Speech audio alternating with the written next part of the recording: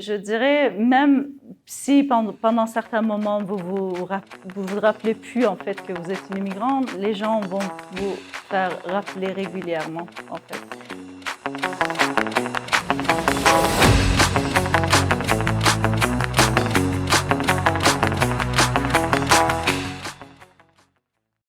Je m'appelle Shule Tompkinson, je suis politologue, je travaille au département de sciences politiques à l'Université Laval. Je suis avec l'IRICA dès le début. Moi, j'ai fait ma thèse sur l'octroi d'asile au Canada. En fait, j'étais la première personne qui a étudié de manière systématique les audiences en matière de réfugiés et qui était en mesure de démontrer cette difficulté que les demandeurs d'asile doivent faire face pour prouver qu'ils étaient admissibles au statut de réfugié en matière de Convention de Genève.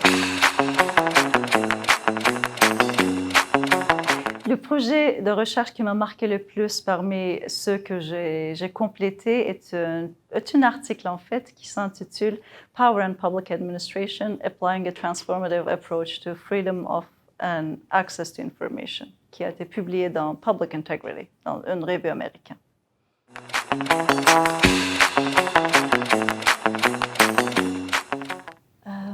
Ma recherche a beaucoup changé mon regard sur l'immigration parce que je dirais comme la plupart des gens, comme le grand public, j'avais une compréhension très noire et blanc de l'immigration, comme si c'était un processus très ordonné, comme si tu suivais des règles qui sont extrêmement claires, tu serais sélectionné comme immigrante. Mais je sais que maintenant, presque 15 ans, les catégories que les États utilisent pour définir et classifier et catégoriser les immigrants ne sont pas adéquates en fait pour prendre en compte la complexité de la mobilité internationale aujourd'hui.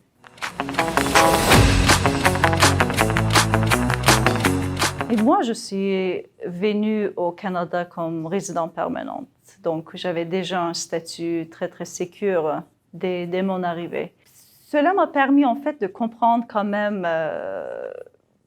la complexité de convaincre, et finalement, c'est une agent public, que vous êtes en effet quelqu'un qui est légitime et qui ne ment pas, qui n'est pas un fraudeur, qui va contribuer finalement en arrivant dans les sociétés québécoises et les sociétés canadiennes.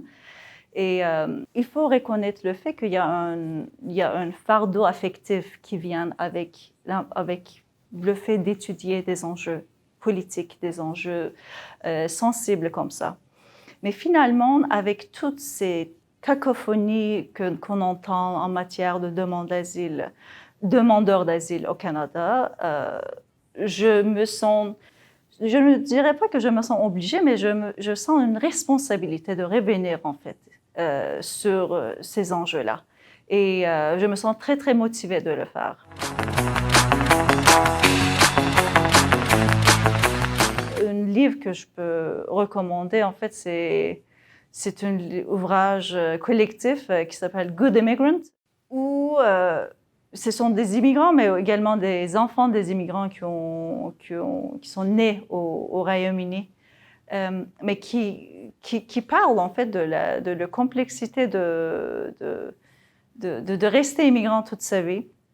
Et aussi comment vous devrez constamment faire votre épreuve de l'utilité, la contribution dans la société. Quand je ne peux pas juste exister en tant qu'individu, en tant que citoyenne, parce que même si, oui, on a certaines attentes envers les citoyennes, oui, parce qu'on n'aime pas, par exemple, les assistés sociaux, entre guillemets, hein, les gens, il faut travailler, tout ça. Mais non, vous devrez constamment faire vos preuves, constamment.